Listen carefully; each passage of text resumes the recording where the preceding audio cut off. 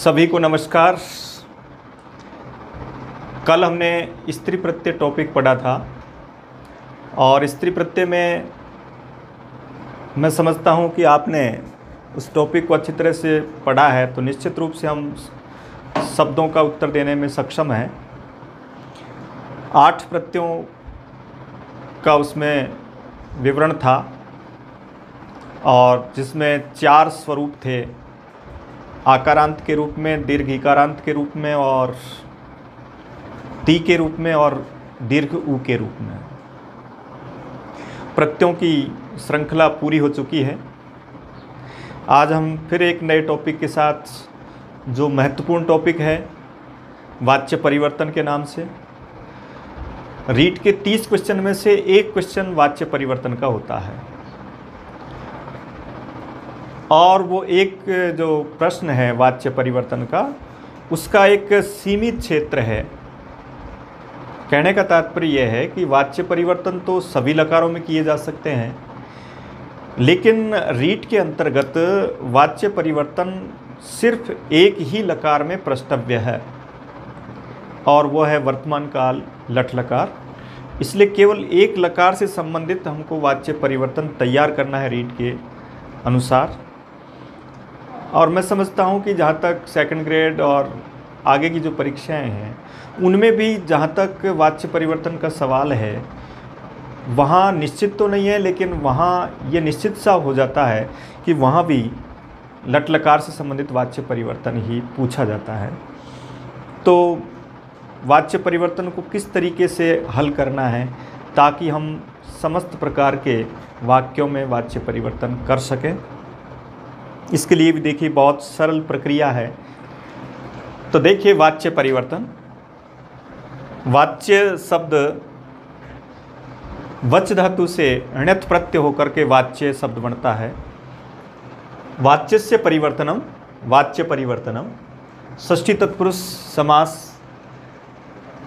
वाच्य, सबसे पहले मैंने आपको ये वाले प्रत्यय पढ़ाए थे और उसमें ण्यत् प्रत्यय के लिए कहा था कि भाई यहाँ च से पहले यानी आधे अक्षर से पहले ए आने पर यत होता है, ई ऊ और री आने पर क्यप होता है, बाकी सबके साथ ण्यत होता है। तो ये ण्यत प्रत्यय था। अब क्या है वाच्य? वाच्य का मतलब वक्तुम योग्यम वाच्यम, अर्थात बोलने के योग्य, जिस तरीके से हम बोल सकते हैं, वाक्य को बोलने के जो तरीके हैं उसका नाम वाच्य है, जिस तरीके से हम उसको बोल सकते हैं। तो 3 तरह के वाच्य होते हैं। वाच्य का मतलब बोलने का तरीका, और वो 3 प्रकार का हो सकता है। एक कर्तृवाच्य, दूसरा कर्मवाच्य और तीसरा भाववाच्य। कर्तृवाच्य से तात्पर्य जिसमें कर्ता प्रधान होता है। कर्मवाच्य से तात्पर्य जिसमें कर्म प्रधान होता है, और भाववाच्य से तात्पर्य जिसमें भाव अर्थात क्रिया प्रधान होती है। कर्तृवाच्य में कर्ता प्रधान होने के कारण इस वाच्य का नाम कर्तृवाच्य रखा गया। कर्म प्रधान होने के कारण इसको कर्मवाच्य कहा गया। और भाव यानी जिसमें भाववाच्य, जिसमें भाव अर्थात क्रिया प्रधान होती है, उसका नाम भाववाच्य है। प्रधान से तात्पर्य देखिए वाच्य परिवर्तन में जब कर्ता प्रधान होता है तो कर्ता प्रधान से तात्पर्य कर्ता में प्रथमा विभक्ति आती है। जब कर्म प्रधान है तो कर्म में प्रथमा विभक्ति आती है, और जब भाव प्रधान है तो क्रिया में प्रथम पुरुष एक वचन ही आता है।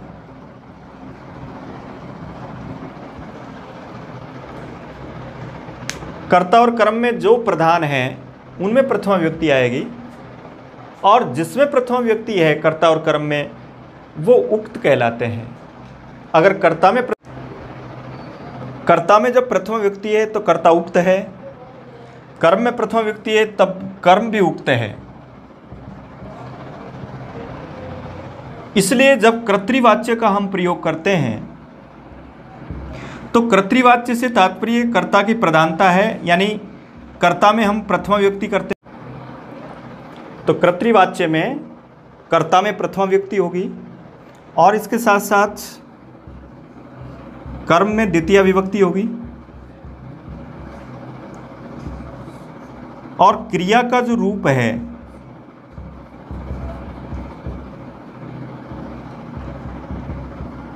वो लट लकार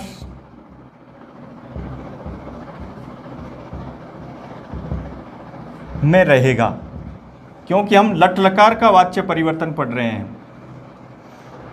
रीट के सिलेबस में स्पष्ट निर्देश है कि वाच्य परिवर्तन केवल लट लकार में, और उसमें हमको कर्तृवाच्य के वाक्य की पहचान करने के लिए कि वाक्य कर्तृवाच्य का है कि नहीं है, ये 3 बातें याद रखनी हैं।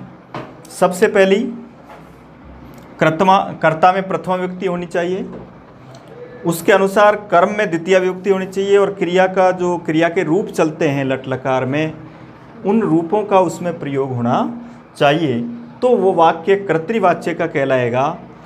उस कर्तृवाच्य के वाक्य में अन्य और जो कारक होते हैं, अन्य जो और विभक्तियां होती है, उनको हम वाच्य परिवर्तन के दृष्टिकोण में नहीं रखते हैं। वाच्य परिवर्तन में केवल 3 चीज़ें हमको बदलनी है, कर्ता बदलना है, उस वाक्य का कर्म बदलना है, और उस वाक्य की क्रिया के रूप में परिवर्तन करना है। ये 3 हमको परिवर्तन करने हैं। उसमें अगर और कोई दूसरे कारक आते हैं, करण आ गया, संप्रदान आ गया, अपादान, उनमें कोई परिवर्तन नहीं करना पड़ता है। इसलिए कभी कभी हम इस तरह के जो एक शोध सूत्र से हम वाच्य परिवर्तन पढ़ते हैं कि कर्तृवाच्य में 1 2 1 के रूप में वाक्य होता है, यानी कर्ता में प्रथमा आएगी, कर्म में द्वितीय आएगी, और क्रिया कर्ता के अनुसार आएगी। इस शॉर्ट फॉर्मूले के आधार पर जब हम कर्तृवाच्य पढ़ते हैं तब हम ये समझते हैं कि इनको ही चेंज करना है, लेकिन कभी कभी वो प्रश्नकर्ता इस तरह से प्रश्न कर देता है कि वो दूसरा जो शब्द है वो कर्म कारक का नहीं दे करके कर्ण कारक का दे देता है, संप्रदान, और हम इसी प्रक्रिया के अनुसार उसको बदलते रहते हैं। ऐसा नहीं करना है। सबसे पहले ढूंढना है कर्ता कौन है, क्रिया कौन है, उसका कर्म क्या है। कर्म में द्वितीय विभक्ति के रूप में ढूंढना है उसको, कर्ता में प्रथमा हो, और क्रिया का रूप उसका लट लकार में होना चाहिए। जब उसको हम कर्म वाच्य में बदलते हैं तो कर्म वाच्य में कर्ता में तृतीया करनी है, कर्म में प्रथमा करनी है,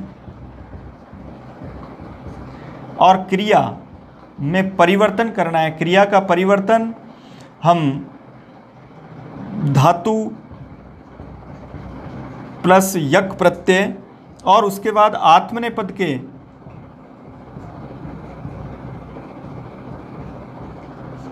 प्रत्यय जोड़ते हैं। इस तरीके से हम कर्मवाच्य में उसको बदलते हैं। भाववाच्य का जो वाच्य होगा उसमें कर्म नहीं होगा, उसमें केवल कर्ता में तृतीया और क्रिया में धातु प्लस यक प्रत्यय प्लस ते ही होगा। ये निश्चित है, वहाँ इसमें कोई परिवर्तन नहीं करेंगे। इसलिए कर्मवाच्य में हमेशा क्रिया एक वचन के रूप में ही आएगी, अर्थात धातु के पश्चात यते हम जोड़ेंगे। अब देखिए, कर्तृवाच्य का कोई वाक्य दे रखा है, परीक्षा में कर्तृवाच्य का कोई लाइन आएगी और उसको आपको कहा जाएगा कि इसका वाच्य परिवर्तन कीजिए। चाहे उसमें यह नहीं कहे कि कर्मवाच्य में बदलो, भाववाच्य में बदलो, लेकिन जिस वाच्य का वाक्य होगा उसका नाम जब परिवर्तन से आए तब समझ जाओ कि अगर कर्तृवाच्य आ रहा है तो वो या तो कर्मवाच्य में बदला जाएगा या फिर भाववाच्य में बदला जाएगा। अगर उसमें कर्म है तो वो कर्मवाच्य के रूप में बदल दिया जाएगा, और अगर उसमें कर्म नहीं है तो उसको हम भाववाच्य के रूप में बदल सकते हैं। और जब उन दोनों के वाक्य आएंगे तब उन दोनों के वाक्य को सिर्फ कर्तृवाच्य में हमको बदलना है। इसलिए वो वाक्य की स्थिति हमको बता देगी कि हमको कौन से वाच्य में परिवर्तन करना है। जैसे मान लो कर्ता में अगर वहाँ तृतीय विभक्ति का प्रयोग आता है, जैसे मैंने लिखा बालकेन हस्यते, तो अब यहाँ देखिए आप बालकेन हस्यते जो लिखा हमने, तो इसमें देख लिया हमने कि ये कर्ता में तृतीय विभक्ति है और उधर यते आ रहा है, बीच में कोई कर्म नहीं। इसका मतलब ये वाक्य भाववाच्य का है। अब इसमें वाच्य परिवर्तन के लिए कहा जाता है, तो इन दोनों का वाच्य परिवर्तन हम सीधा इधर आते हैं, कर्तृवाच्य में आते हैं और कर्तृवाच्य के रूप में इसको बदल देते हैं। अब इसका मूल प्रथमा विभक्ति क्या आएगी? बालकय, और उधर क्रिया अपने वास्तविक रूप में, जैसे उसके लट लकार में रूप चलते हैं उस रूप में आएगी। तो ये देखना है कि ये प्रथम पुरुष एक वचन है, तो प्रथम पुरुष एक वचन की ही क्रिया आएगी। एक दो एक का मतलब है यानी प्रथमा विभक्ति के साथ अगर कर्म नहीं है तो प्रथमा के साथ प्रथम पुरुष की विभक्ति आएगी, इसलिए यहाँ हस्ती आएगा। तो बालकय हस्ती ये कर्तृवाच्य का वाक्य है और बालकेन हस्यते ये भाववाच्य का। कोई भी वाक्य दो वाच्यों में रहेगा, या तो वो कर्तृवाच्य और कर्मवाच्य में रहेगा या वो कर्तृवाच्य या भाववाच्य में रहेगा। यानी कोई भी वाक्य कर्तृवाच्य में तो होगा ही और उसके बाद उसको कर्मवाच्य अथवा भाववाच्य में हम बदल सकते हैं। अब देखिए वाच्य परिवर्तन में सबसे अहम बिंदु जो क्या है, सबसे अहम बिंदु दो, एक तो हम कर्ता के रूप में और एक क्रिया के रूप में। तो सबसे पहले क्रिया के रूप को समझिए। क्रिया के रूप को जब आप समझ जाओगे तो निश्चित रूप से वाच्य परिवर्तन में आधा सफ़र आपका पूरा होगा। और अब वाच्य परिवर्तन में क्रिया में क्या परिवर्तन कर सकते हैं हम, किस तरह का परिवर्तन करना चाहिए, तो ये थोड़ा याद रखना है आपको कि ये याद रखें, यते येते यन्ते, ये प्रथम पुरुष, ये एक वचन, ये द्विवचन और ये बहुवचन। वैसे तो रीट के अनुसार तो इस एक लाइन से यही हमारा काम हो जाएगा, लेकिन फिर भी हम ये समझते हैं कि लट लकार में कहीं से भी कोई भी बात पूछे तो उसको हम सही करें, उसके लिए हम 3 लाइन याद रख लें। तो ये प्रथम पुरुष, ये मध्यम पुरुष, इसमें आएगा यसे, ये थे, यद्वे, ये, या वहे, या महे। अब इसको किसी भी धातु के साथ जोड़ सकते हैं। जैसे पठ धातु है तो पठ्यते, पठ्येते, पठ्यन्ते, पठ्य से, पठ्येथे, पठ्यद्वे, पठ्ये, पठ्यावहे, पठ्यामहे। इनको याद रखना है। वाच्य परिवर्तन में ये लाइन, तीनों लाइनें महत्वपूर्ण हैं क्रिया में बदलाव के लिए। ये अगर हमको याद है, इसका मतलब हम बाद का जो अंतिम क्रिया परिवर्तन का जो काम करेंगे वाच्य परिवर्तन में, उसको राइट कर सकते हैं। ये जैसे ही हमको याद हो गया, अब इसको हमने एक किसी भी क्रिया के साथ जोड़ लिया। जैसे मान लो हमने लिख धातु से जोड़ा, तो लिख धातु का रूप है लिखती, लिखता, लिखन्ति, लिखसी, लिखत है, लिखत, लिखामी, लिखावे, लिखावे। ये हम कक्षा 6 से ही पढ़ते हुए आ रहे हैं और ये हमें याद है सब। पठती, पठत, पठन्ति, गच्छति, गच्छत, गच्छन्ति। तो ये तो याद है। अब इसको वाच्य परिवर्तन में कैसे करना है? वाच्य परिवर्तन से तात्पर्य या तो लिखती आएगा या फिर लिखती नहीं आएगा तो ये आएगा। अब करना क्या है, कैसे जोड़ें हम धातु के साथ? जैसे धातु है हमारी लिख, अब लिख का ख अलंत होता है, तो उस धातु से ही हमको ये जोड़ना है। तो ये लिख्यते, इसी तरह लिख्यते, इसी तरह लिख्यन्ते। इस तरीके से धातुओं के साथ इनको जोड़ना है। देखिए भाववाच्य के लिए तो आपको सिर्फ इसका ही प्रयोग करना है, एक का। भाववाच्य में तीसरा जो वाच्य है उसको आप पहले कंप्लीट करें, वो इन दोनों में सबसे कम पदों वाला है, यानी उसमें केवल 2 ही पद हमको चेंज करने हैं। एक तो क्रिया का चेंज करना है और एक कर्ता का चेंज करना है। बीच में अगर कोई और कारक आ जाते हैं उनको आपको चेंज नहीं करना है। तो देखिए, एक तो क्रिया, यानी क्रिया आपकी सही हो गई है भाववाच्य में। आपको भाववाच्य में यते का ही प्रयोग होगा, यानी एक वचन का ही प्रयोग होगा। भावे औत्सर्गिकम एक वचनम क्लीवत्वम च, ऐसा नियम है कि भाववाच्य में एक वचन का ही प्रयोग होता है, और अगर क्रिया के रूप में नहीं है, प्रत्यय के रूप में है, तो वो नपुंसक लिंग में ही होता है। जैसे मया जलम पेयम या पानीयम, उसमें नपुंसक लिंग का ही प्रयोग होता है। तो यहाँ वो आपके सिलेबस में भी नहीं है। आपके सिलेबस में तो केवल लट लकार है, उसमें आपको सिर्फ ये नो जो रूप होते हैं धातु के, उनके साथ ये नो याद रखने हैं और आपको उस धातु के साथ इनको जोड़ना है। तो यहाँ जैसे आपने लिख धातु से जोड़ा तो लिख्यते हो जाएगा, हस धातु से जोड़ेंगे तो हस्यते हो जाएगा। जिन क्रियाओं का कर्म नहीं है उन क्रियाओं में आपको एक वचन ही भरना है, चाहे वो सकर्मक क्रिया क्यों न हो, लेकिन अगर उसके बीच में कर्म नहीं है तो उसमें भी आपको एक वचन का ही प्रयोग करना है। हालांकि भाववाच्य में अकर्मक क्रिया का प्रयोग होता है और कर्मवाच्य में सकर्मक क्रिया का प्रयोग होता है जो कर्म सहित है। लेकिन मान लो कोई सकर्मक क्रिया है और उससे पहले कर्म नहीं लिखा हो उस वाक्य में, तो भी उसका जब वाच्य परिवर्तन करेंगे तो उसमें आपको एक वचन का ही प्रयोग करना है। इसलिए भाववाच्य में आप एक याद रखें, यते करना है, और कर्ता में आपको तृतीया विभक्ति करनी है। कर्ता शब्द रूप आप पहले पढ़ चुके हैं, हमने उसी क्रम से पढ़ा है कि वो यहाँ काम आए, इसलिए उन शब्द रूपों के आधार पर हमको प्रथमा विभक्ति की जगह उसमें तृतीया विभक्ति का प्रयोग करना है। जैसे रामेण, रामे की जगह क्या हो जाएगा, रामेण, हस्यते, इस तरह का प्रयोग करेंगे। अब यहाँ उस क्रिया में एक बात और याद रखें, ये 9 हमको याद हो गए और ये भी पता लग गया कि धातु के साथ इनको जोड़ना है। वहाँ जिस तरह की भी कोई परिवर्तन होता है उसके आधार पर हमको प्रयोग करना है। भाववाच्य में सिर्फ यते का ही प्रयोग करना है और कोई चेंज नहीं करना है।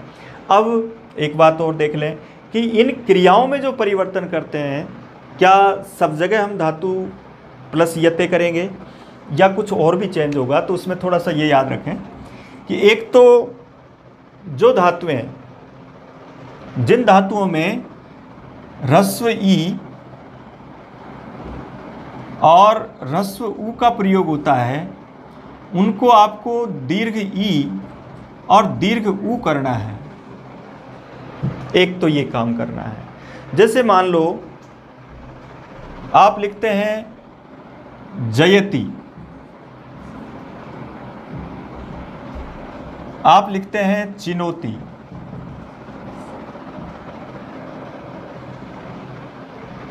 आप लिखते हैं नयति। अब देखो, जैसे ही आप जयति, चिनोती, नयति ऐसी क्रिया देखते हैं, तब ये याद रखो कि इससे हमारा कोई मतलब नहीं, हमको इसमें ढूंढना है धातु कौन सी है। तो धातु जी है, इसमें धातु ची है और इसमें धातु नी है। अब जब वाच्य परिवर्तन करेंगे कर्मवाच्य और भाववाच्य में, तब उसमें इस ई के स्थान पर दीर्घ ई का प्रयोग करेंगे इस तरीके से। चीयते यानी ची बड़ा हो जाएगा, दीर्घ हो जाएगा, इसी तरह जी हो जाएगा, इसी तरह नी हो जाएगा। एक जो ह्रस्व उ वाली जो धातुएं हैं, जैसे श्रु धातु है, तो ये श्रु दीर्घ हो जाएगा, श्रु यते हो जाएगा, हु यते हो जाएगा। हु धातु है उसको दीर्घ कर देंगे, हु यते हो जाएगा। एक परिवर्तन, पूर्ण रूप से क्रिया को बदलने का नियम सीखें आज कि वाच्य परिवर्तन में क्रिया में क्या करना होता है परिवर्तन के रूप में। भाववाच्य में एक वचन में यते बदलना है और क्रिया के नाम में किस तरीके से चेंज करना है। अधिकांश क्रियाओं में तो कुछ भी चेंज नहीं करना है, जैसे लिख धातु है, पठ धातु है, गम धातु है, गम से गम्यते, लिख से लिख्यते, पठ से पठ्यते। और ये जो जिनके लास्ट में ई और उ ह्रस्व हैं उनको हमको दीर्घ करना है, दीर्घ में दीर्घ ही रहेगा और इनको दोनों को दीर्घ करना है। एक ये जो आपकी ऋकारांत धातुएं हैं री, उसके स्थान पर ये री हो जाता है। जैसे क्री धातु है तो ये क्रियते हो जाएगा, भ्री धातु है तो भ्रीयते हो जाएगा, ध्री धातु है तो ध्रियते, यानी री के स्थान पर री, इसका प्रयोग करना है। स्मृ जैसी कुछ क्रियाएं, स्मृति जैसी, जिसमें ये नियम लागू नहीं होता है, स्मर्यते करना होता है। अब इसके बाद देखिए, एक है आपका कुछ आकारांत क्रियाएं, जैसे दा धातु है, पा धातु है, मा धातु है, स्था धातु है, धा धातु है, इसी तरह गा धातु है। इनमें सब में हमको ई करना है, इस तरीके से ऐसे पढ़ें।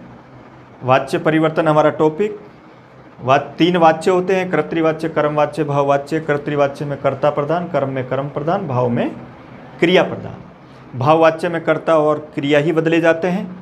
कर्ता में तृतीया विभक्ति होती है और क्रिया में सिर्फ यते जोड़ा जाता है और किसी का भी प्रयोग येते यंते का प्रयोग नहीं करते, एक वचन का ही प्रयोग करते हैं। क्रिया में फिर धातु के मूल रूप में क्या परिवर्तन करते हैं, तो अधिकांश धातुओं में कोई परिवर्तन नहीं करना। उन धातुओं में परिवर्तन करना जिनमें ई उ ह्रस्व आते हैं उनको दीर्घ करना है, जिनमें री आता है उसमें आपको री करना है, करोति की जगह क्रियते करना है। और ये कुछ धातुएं हैं दा, पा, मा, स्था, धा, गा, इनमें हमको ई करना है, दीर्घ ई करना है। जैसे ददाती को दीयते करना है, पिबती को पीयते करना है, मिनोती को मीयते करना है, तिष्ठति को स्थीयते करना है, दधाती को धीयते करना है और गायती को गीयते करना है। इस तरीके से एक ये चेंज हुआ। एक अंतिम चेंज, कुछ ऐसी धातुएं होती है जिनमें संप्रसारण के रूप में चेंज करना होता है। जैसे स्वप धातु है तो ये सुप हो जाएगा और इसके पीछे यते जोड़ देंगे। जैसे वच धातु है तो ये व को उ हो जाएगा, उच्यते हो जाएगा। जैसे वद धातु है तो इसको उद्यते हो जाएगा।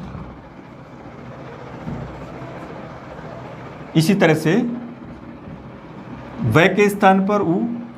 इसी तरह जैसे मान लो ग्रह धातु है तो यहाँ ग्रह के स्थान पर ये री हो जाएगा, गृह्यते। इसी तरह जैसे प्रच्छ धातु है तो इसकी जगह ये री हो जाएगा, प्रच्छ्यते। इस तरीके से हमको क्रिया में परिवर्तन करना है। समझ गए होंगे आप। भाववाच्य को आप 100% राइट कर सकते हैं। भाववाच्य से तात्पर्य जिसमें कर्ता के पश्चात कर्म का प्रयोग नहीं हो, कर्ता के पश्चात केवल क्रिया का प्रयोग हो, तो वहाँ कर्ता और क्रिया दोनों बदलेंगे। कर्ता में आपको तृतीया विभक्ति करनी है क्योंकि आपने शब्द रूप सब पढ़ लिए हैं। बाल के शब्द आता है तो बालकेन करेंगे, राम शब्द आता है तो रामेण करेंगे, रमा आता है तो रमिया करेंगे और हरि आता है तो हरिणा करेंगे। और इसी तरह से गुरु आता है तो गुरुणा करेंगे। तृतीया विभक्ति के रूप में उसका प्रयोग करना है। अंत में धातु के पश्चात यते का प्रयोग करना है। जो भी ह्रस्व ई और उ वाली क्रियाएं हैं उनमें आपको दीर्घ करना है, री के स्थान पर री करना है। और यहाँ ये कुछ धातुएं हैं जिनको ई दीर्घ करना है। संप्रसारण में इस रै के स्थान पर री करना है, प्रच्छ में भी रै के स्थान पर री करना है। ये ऐसी गलतियाँ होती है जिसमें वो दोनों ही वाक्य देगा, वहाँ गृह्यते भी देगा और ये गृह्यते भी देगा। तो याद रखें, संप्रसारण में यानी कर्म वाच्य में हमको संप्रसारण रै के स्थान पर री करना है, प्रच्छ की जगह प्रच्छ में री करना है और उस री के आधार पर हम इस तरह का प्रयोग कर सकते हैं। तो देखिए एक दो अभ्यास, जैसे एक मैंने वाक्य लिखा बालकेन हस्यते, अब एक दूसरा वाक्य लिख रहा हूं मैं, जैसे बालकः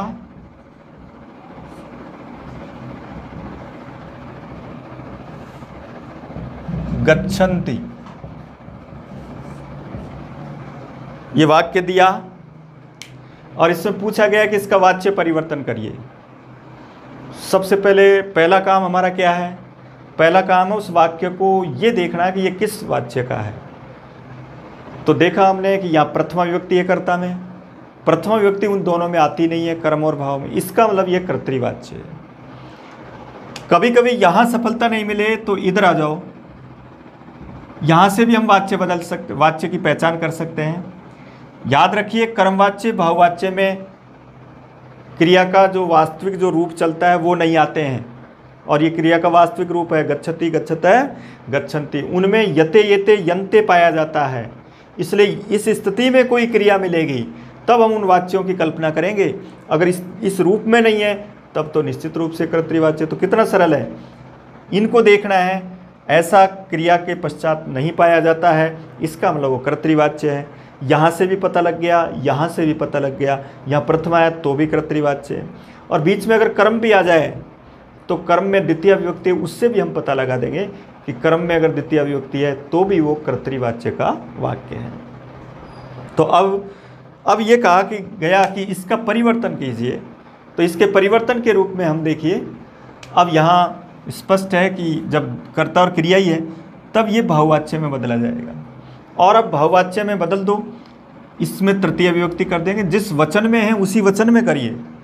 तो बालक है, बालकौ, बालका शब्द रूप याद है आपको, इसलिए बालकम, बालकेन, बालकान, बालकेन, बालकाभ्याम, बालकई। अगर ये बहुवचन है तो बहुवचन में करो, इसलिए बालकई। और फिर गम धातु है, इसका मूल धातु लाओ, मूल धातु गम है। अब इसके बाद क्या कहा मैंने, अगर बीच में कर्म नहीं है तो सिर्फ यते ही आएगा, ये जरूरी नहीं यहाँ बहुवचन है तो यहाँ बहुवचन नहीं करेंगे। वाच्य परिवर्तन में इसके आधार पर वाच्य बदला जाता है। अगर ये कुछ भी नहीं है यहाँ तो यहाँ केवल आपको यते भरना है, इसलिए बालकई गम्यते ऐसा वाक्य बनेगा। इसी तरह देखो जैसे स स्वपिति, तो यहाँ देखिए स्वप धातु है और स्वप धातु के रूप में स्वप को क्या बताया मैंने आपको, सुप हो जाएगा। तो तेन सुप्यते, संप्रसारण हो जाएगा। जब ऐसा वाक्य है उसको बदलने के लिए कहा जाए तब उसको तेन की जगह स करेंगे, तीन की जगह एक करेंगे, और इसका वास्तविक जो क्रियापद चलता है उसके आधार पर करेंगे। इसी तरह देखो ते क्रीडन्ति, ते क्रीडन्ति, इसका मतलब ये प्रथम, इसी से पता लगा क्रीडन्ति आ रहा है, इसका मतलब ये नहीं है, इसका मतलब कर्तृवाच्य। अब बदला किस में जाएगा, स्पष्ट बता दो, दो ही शब्द है, इसका मतलब भाववाच्य। तो अब इसमें तृतीय करो तई, और इसमें मूल धातु क्या है, क्रीड। तो अब क्या करेंगे, इसमें यते आएगा, येते यन्ते क्या आएगा, तो जब उसके मध्य में और कोई शब्द ही नहीं है, कोई कर्म नहीं है, तो केवल यते लिखेंगे। तो तई क्रीड्यते, इस तरह धातु के पश्चात यते येते यन्ते जोड़ेंगे। रीट में सिर्फ आपको 15 धातुएं इसके रूप में देखनी है, उनसे ही आपका ये क्वेश्चन राइट हो जाएगा। तो इसके आधार पर जो कर्ता में जो प्रथमा और तृतीय की बात कर रहे हैं और कर्म में जो चेंज कर रहे हैं, उसका जो अवशिष्ट जो भाग रह गया है उसको हम कल की क्लास में पढ़ेंगे। आज केवल हमको ये देखना है कि भाववाच्य से संबंधित वाक्य अधिकतर बनाएं हम, जिसमें कर्ता हो और कर्ता के साथ क्रिया का प्रयोग हो। तो उन क्रियाओं में ये 3-4 तरह की जो क्रियाओं में परिवर्तन मैंने आपको बताया, इसके आधार पर आप वाक्य बनाएं। कर्ता में तृतीय विभक्ति के रूप में करें, अगर बहुवचन का कर्ता है तो उसको बहुवचन के रूप में ही आपको चेंज करना है। कल की क्लास में फिर वापस अपन वाच्य परिवर्तन को पूरा अच्छी तरह से पढ़ें।